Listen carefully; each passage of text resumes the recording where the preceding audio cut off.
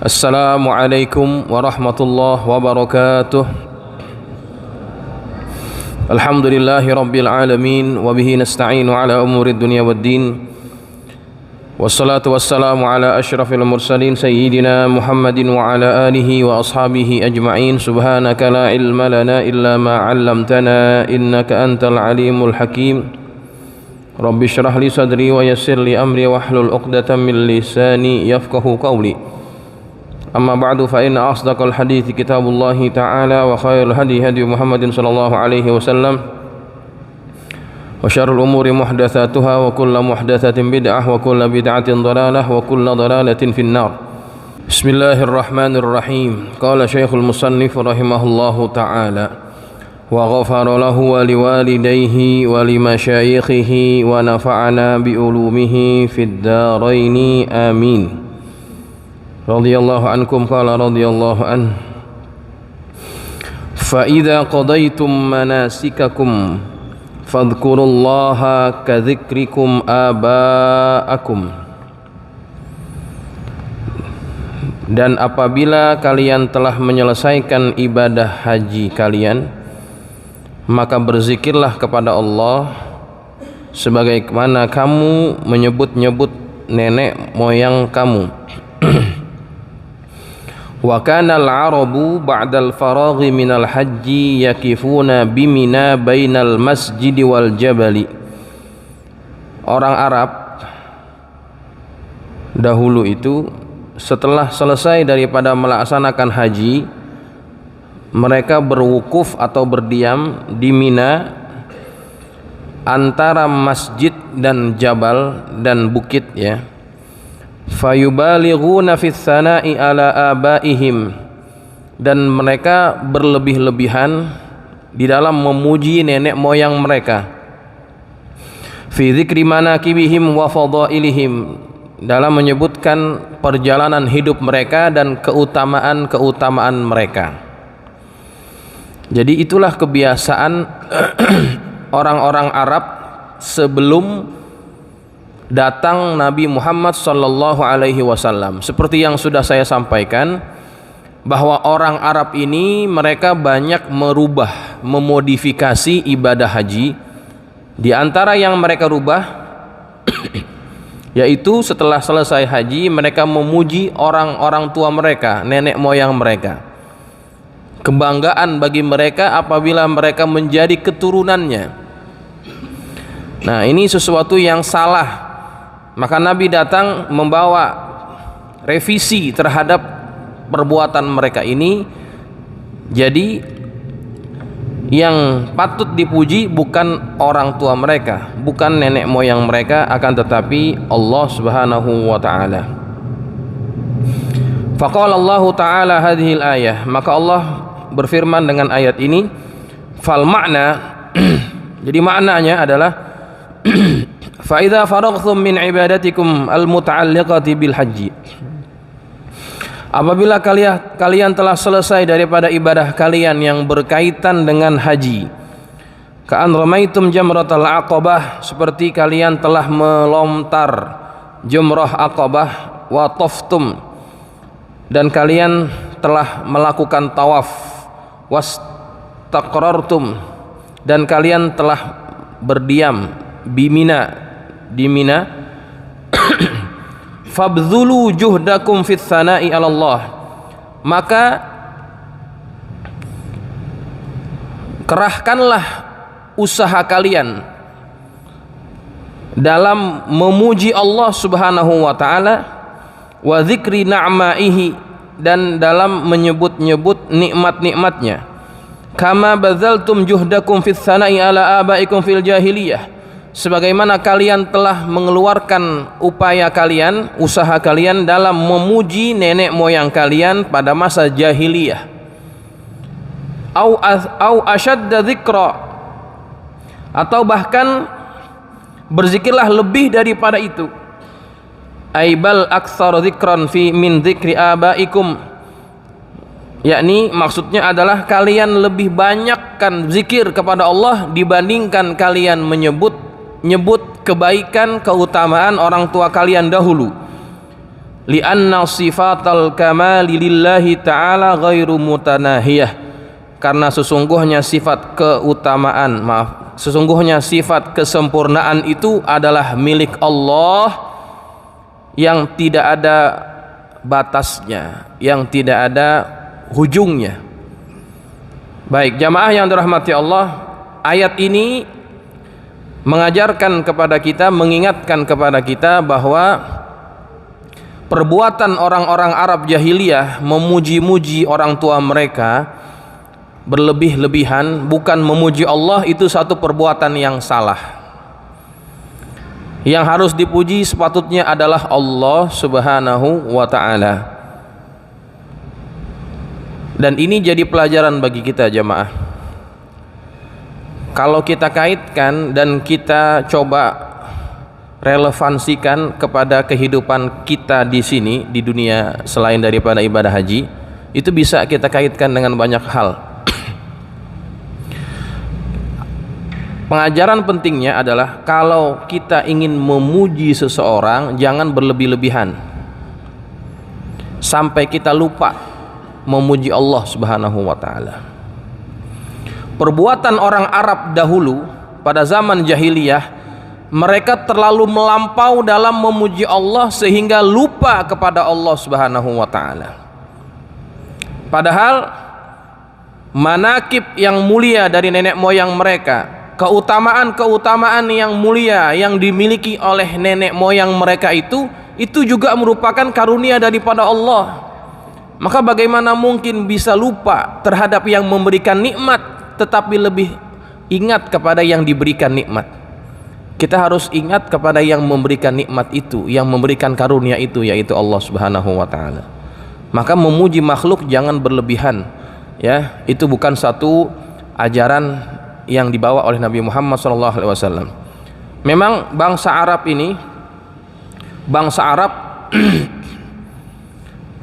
mereka adalah orang-orang yang sangat fanatik dengan nenek moyang, ya. Kenapa? Karena perjalanan hidup nenek moyang mereka memang mengagumkan, menakjubkan. Kita ambil contoh saja, ya. Nabi Muhammad itu adalah bagian daripada Quraisy.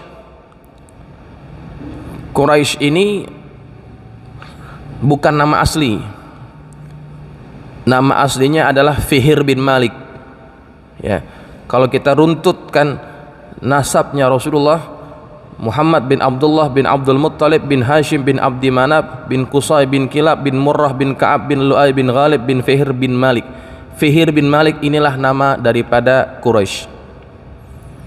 Dia ini dianggap tokoh besar, ya, yang kemudiannya merubah pandangan orang terhadap orang-orang Arab, ya. Dengan kedermawanannya, dengan pengorbanannya yang luar biasa, sehingga dia disebut dengan Quraisy. Artinya Quraisy itu banyak, ya. Artinya diantaranya yang mengumpulkan. Dulu orang Arab itu terpecah-pecah, berserak-serakan, kemudian dikumpulkan menjadi satu kekuatan yang besar. Nah, itu atas jasanya Quraisy. Fihr bin Malik, itu adalah salah seorang pilihan Allah, orang-orang pilihan Allah. Dalam sebuah hadis Nabi Muhammad SAW pernah bersabda, Innallaha astafa Kinanata min waladi Ibrahim, min waladi Ismail, maaf. Innallaha astafa Kinanata min waladi Ismail. Allah telah memilih Kinanah dari anak keturunannya Ismail. Wastafa Quraisyan min Kinanah. Allah telah memilih Quraisy daripada anak keturunannya Kinanah. Wastafa min Quraisyin Bani Hashimin. Allah telah memilih Bani Hashim daripada anak keturunannya Quraisy. Wastafani bin Bani Hashimin, dan Allah telah memilih aku, kata Nabi Muhammad, dari anak keturunannya Hashim. Jadi orang-orang yang disebut Nabi itu orang pilihan semua. ya. Dan kalimat yang digunakan adalah istofa. Makanya Nabi punya julukan Al-Mustafa, yang dipilih, ya.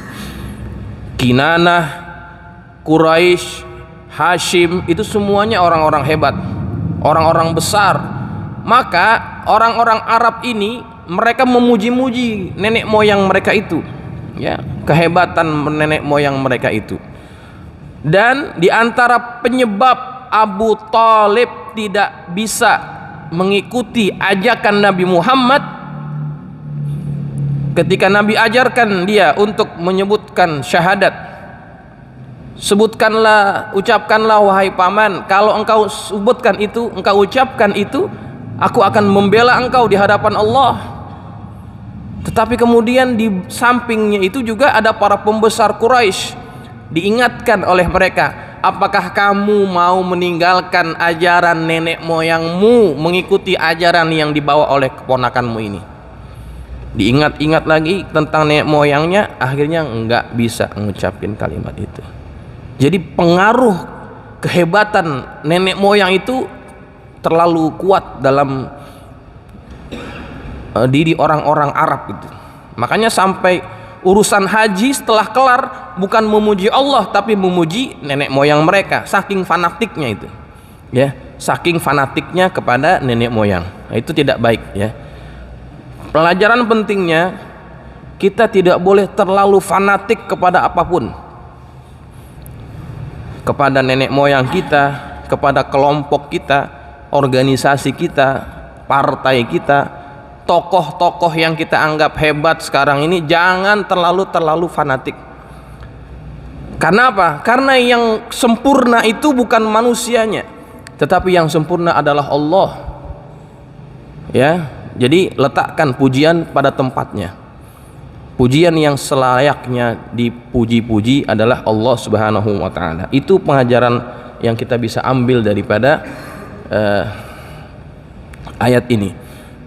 Maulid Nabi adalah momen untuk kita besarkan Nabi Muhammad. Kemudian ada penceramah yang membesarkan orang lain, yang orang itu belum ada pujian yang diberikan Allah secara langsung, cuma Nabi Muhammad yang sudah dipuji Allah secara langsung. Artinya kita harus betul-betul sesuaikan di mana kita harus memuji dan bagaimana cara memujinya. Jangan sampai kita salah kaprah, ya. Kalau sudah nanti orang itu yang kita puji habis-habisan buat salah, kita yang malu. Kenapa? Karena yang mulia, yang sempurna itu bukan ada pada makhluk tapi Allah Subhanahu wa ta'ala. Kalau kita puji Allah, Allah nggak akan pernah kecewakan kita. Tapi kalau kita puji makhluk, kadang-kadang dia buat kita kecewa. Tahun sebelum itu kan kita sudah dapat pengalamannya, ya. Kita puji habis-habisan, akhirnya kita dikecewakan. Siapa yang malu? Kita juga yang malu. Jadi memuji Allah nggak akan pernah rugi, memuji makhluk satu saat kita akan menyesal. Jadi ini pengajaran penting daripada ayat yang kita bacakan tadi. Faminan nasi, dan di antara manusia, ay al musyrikina awil mu'minin, yakni orang-orang musyrik atau orang-orang mukmin, may yaqulu fil mauqif, yang mana mereka itu berkata atau berdoa di tempat wukuf mereka atau di tempat berdiam mereka, Rabbana atina, ay a'tina, i'tina, wahai Tuhan kami, berikanlah kepada kami, fid dunya, pada urusan dunia, ibilan, onta, baqaran, sapi, ghanaman, kambing, wa abidan, budak laki-laki, au imaan, atau budak perempuan, wa malan, atau harta,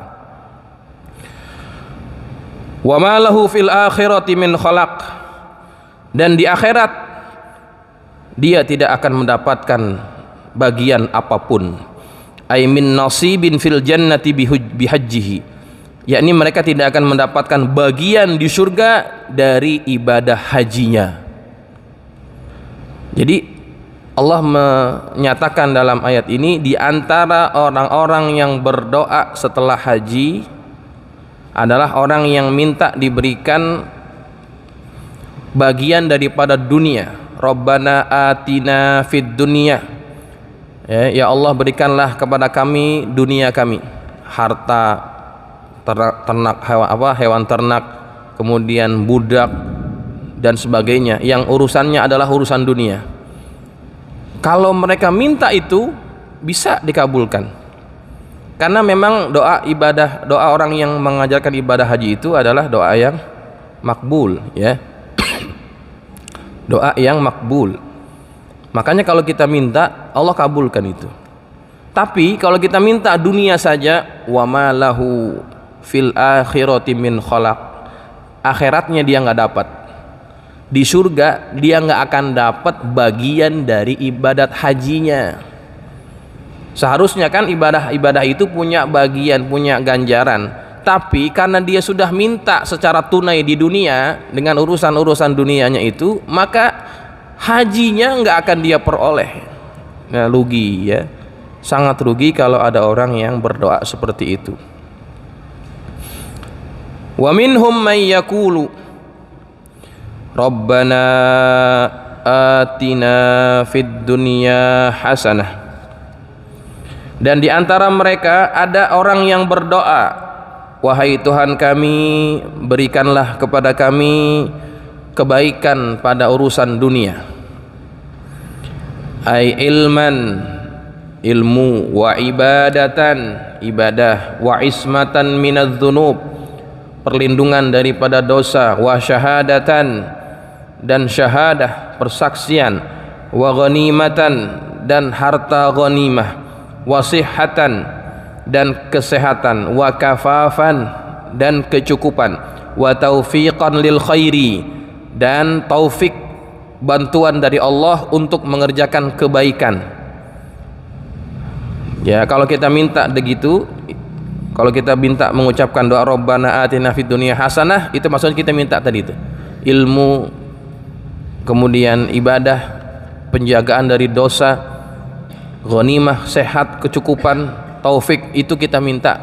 Yang semuanya itu kita akan gunakan di dunia. Makanya ada lafaz yang berbeda. Kalau yang pertama tadi Rabbana atina fid dunya, nggak ada hasanahnya, ya. Kalau yang diajarkan, yang disebutkan oleh Allah dalam ayat ini, Rabbana atina fid dunya hasanah, ada hasanahnya. Kenapa perlu disebutkan hasanah? Karena kita kepengen bagian dunia yang kita dapat betul-betul baik buat kita. Buat apa kita punya duit banyak tapi duit itu nggak bisa datangkan kebaikan buat kita. Kita punya harta, kita punya aset, ya, kita punya simpanan yang banyak namun nggak bisa membuat kita semakin dekat kepada Allah. Itu kan nggak baik namanya, tidak hasanah. Makanya doanya harus lengkap. Rabbana atina fid dunya hasanah wa fil akhirati hasanah, dan kebaikan di akhirat, jannatun wa na'imuha, artinya kita minta kepada Allah surga dan nikmatnya. Wa qina adzabannar, dan lindungilah kami dan berikanlah penjagaan kepada kami daripada azab api neraka. Ai idfa' annal azab, yakni maksudnya adalah tolaklah dari kami azab api neraka jahanam. Nah, ini doa yang sangat baik untuk dibaca. Kalau kita sebut, ya, kita juluki doa ini doa sapu jagat, ya, doa sapu jagat. Kenapa disebut doa sapu jagat? Semuanya disapu, jagat dunia, jagat akhirat disapu dengan doa ini. Pendek tapi sangat lengkap, ya. Makanya jangan remehkan doa ini. Kadang-kadang kita suka ngeremehin juga sih orang baca doa, ya pasti doanya doa kontet, kontet memang kontet, tapi isinya itu luar biasa. Ya. Kadang-kadang kalau kita dengar ulama, kiai, habaib, doanya yang nggak pernah kita dengar, aminnya beda, Pak. Amin, amin. Tapi kalau giliran Rabbana atina, amin. Padahal itu doa, masya Allah, doanya luar biasa itu. Jangan anggap remeh. Sedangkan kita yang doa yang nggak pernah kita dengar, nggak tahu artinya apa, aminnya luar biasa. Ya, salah. Nah, ini doa disebutkan oleh Allah dalam Quran. Artinya ini doa yang terpilih oleh Allah. Ya, makanya kalau kita sholat jangan sampai lupa baca doa ini. Doa yang lain nggak apa-apa, udah lupa. Yang ini jangan. Ya, kenapa? Nah, karena doa ini adalah doa yang disebutkan ya dalam Quran. Nabi juga selalu baca doa ini. Di dalam riwayat yang sahih daripada Anas bin Malik, kana aktsaru da'watin yad'u biha an-nabiyyu sallallahu alaihi wasallam, adalah doa yang paling sering dibaca oleh Nabi Muhammad sallallahu alaihi wasallam, kata Anas, Allahumma atina fid dunya hasanah wa fil akhirati hasanah wa qina adzabannar. Lafaznya agak beda. Rabbana dalam Quran, yang Nabi baca Allahumma atina. Sama saja sebetulnya, hanya beda Allahumma dengan Rabbana. Secara makna sama. Itulah doa yang paling banyak dibaca oleh Nabi, yang didengar langsung oleh Anas bin Malik. Anas bin Malik kan sahabat yang menjadi khadamnya Nabi, selalu mengiringi Nabi, jadi dia tahu apa yang selalu menjadi kebiasaan Nabi SAW. Ya. Nah, makanya doa ini jangan sampai dilupakan ketika kita setelah sholat terutamanya, ya. Selalu baca doa ini. Kemudian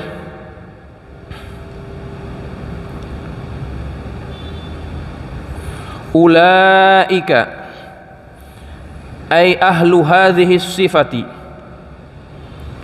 dan mereka itulah, yakni orang-orang yang memiliki sifat ini, yakni orang-orang yang berdoa dengan doa Rabbana atina fid dunya hasanah, ya, wa fil akhirati hasanah wa qina adzabannar, ya.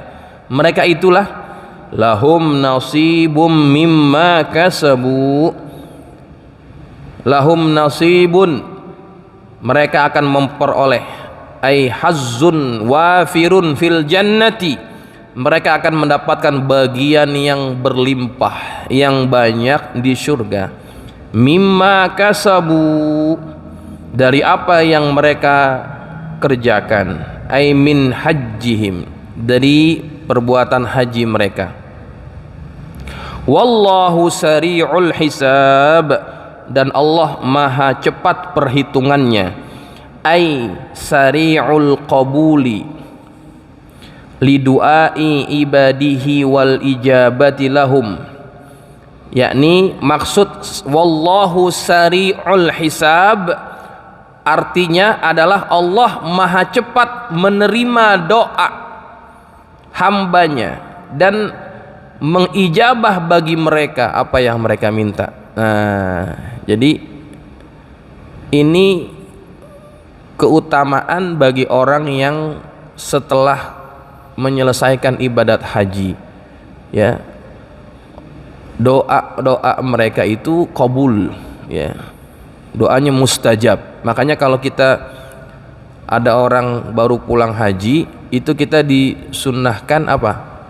Ziarah, ya, ziarahi mereka, bukan buat minta kormanya, bukan minta oleh-olehnya, ya, tapi kita minta doanya, gitu ya.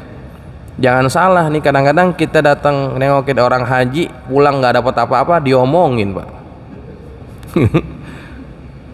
Jadi pergi haji nggak sih tuh?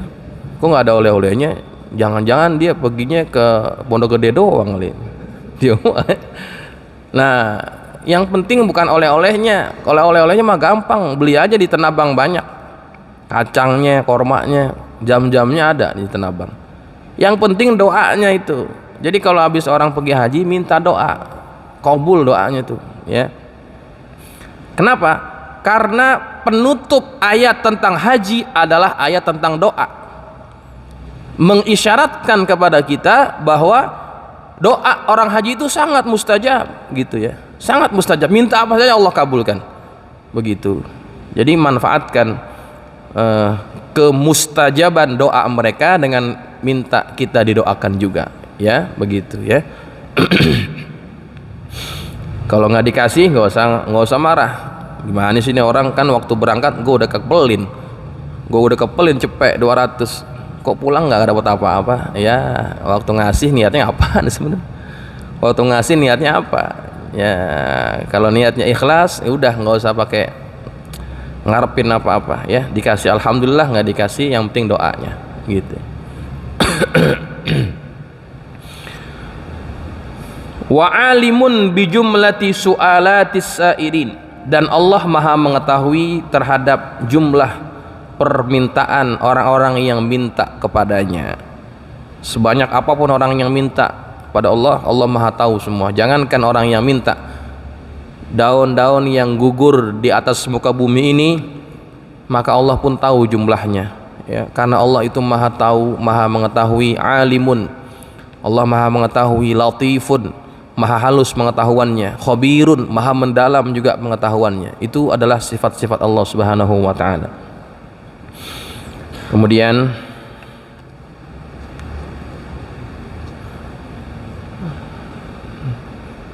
wadhkurullaha, dan berzikirlah kepada Allah, ai bit takbiri wat tahlili wat tamjid, dengan takbir, tahlil dan tamjid, fi ayyamin ma'dudatin, pada hari-hari yang telah ditentukan jumlahnya, ai fi ayyamit tasyriqis tsalatsah, yakni pada hari tasyrik yang 3.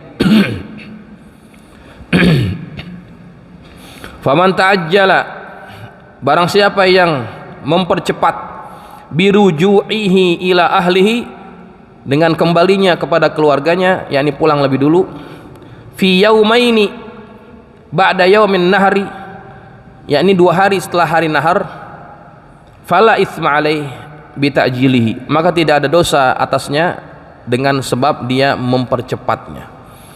Wa man ta'akhkhara, barang siapa yang memperlambat, mengakhirkan, ila yaumis tsalisi, kepada hari yang ketiga, hatta rama fihi qabla zawali au ba'dahu, sehingga dia melontar pada hari ketiga itu sebelum zawal ataupun setelah zawal, fala itsma alaih, maka tidak ada dosa baginya juga, bita'akhurihi fihi fi bita'akhurihi, dengan sebab dia memperlambatkan ataupun dia mengakhirkan.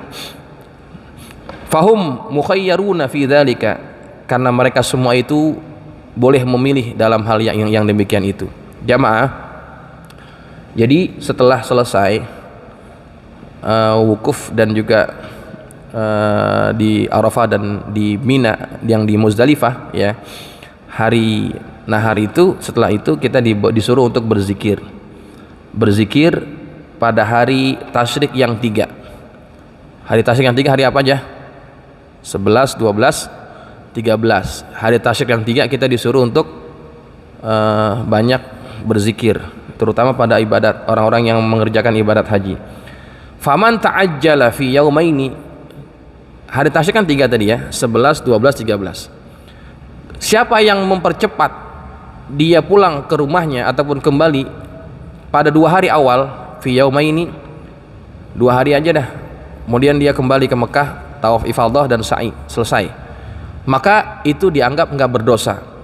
Istilahnya, orang yang mengambil kemudahan dengan mempercepatkan ibadat haji, yakni dengan 2 hari saja pada hari tasyrik, itu dia mengambil nafar awal namanya ya.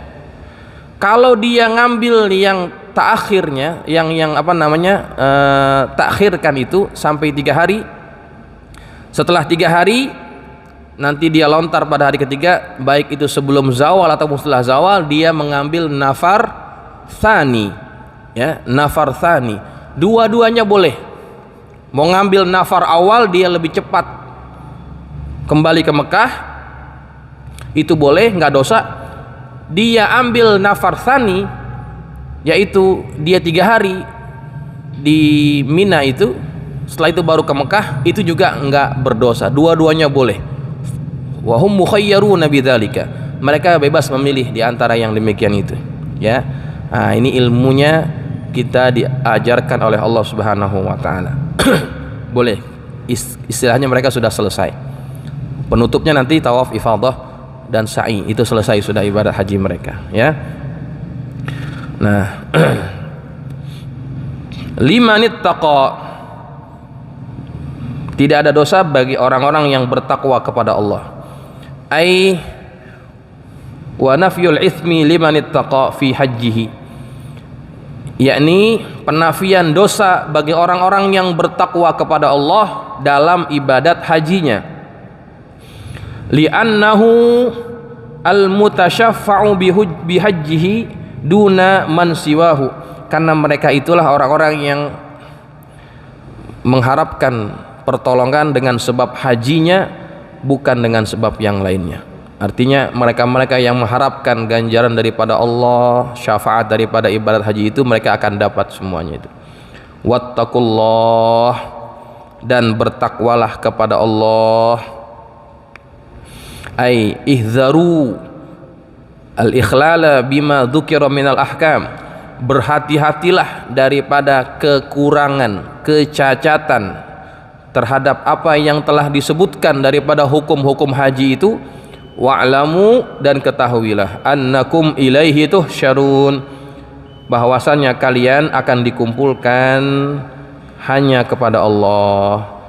Kita semua akan dikumpulkan di hadapan Allah, lil jazai ala a'malikum ba'dal ba'thi, untuk mendapatkan ganjaran atas perbuatan kalian setelah hari kebangkitan. Semuanya kita akan mendapatkan ganjaran balasan dari apa yang telah kita kerjakan. Makanya segala amalan itu harus dilandasi dengan ketakwaan. Innama yataqabbalullahu minal muttaqin. Ingat itu hadis ayatnya. Sesungguhnya Allah menerima hanya amalan orang-orang yang bertakwa. Amalan orang yang bertakwa itu yang pertama harus ikhlas, yang kedua harus diikuti berdasarkan anjuran dan pedomannya. Dengan kata lain harus berdasarkan ilmunya.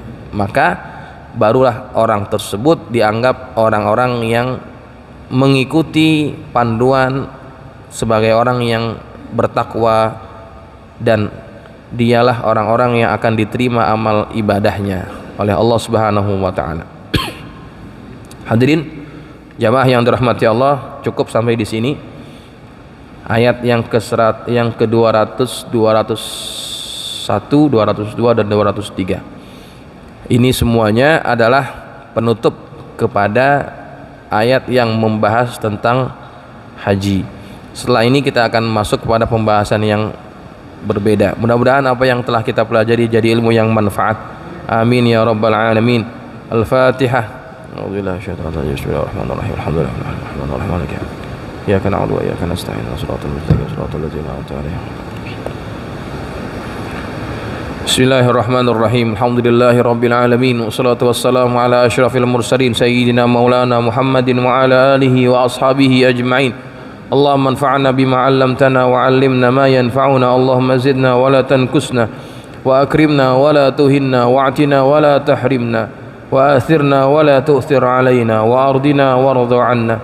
Allahumma inna nas'aluka bihaqqi Fatimata wa abiha wa ba'liha wa baniha iftah 'alaina wa 'ala auladina wa talamidina futuhal 'arifin wa faqihna wa iyyakum fid din warzuqna kamalal ikhlas wal yaqin.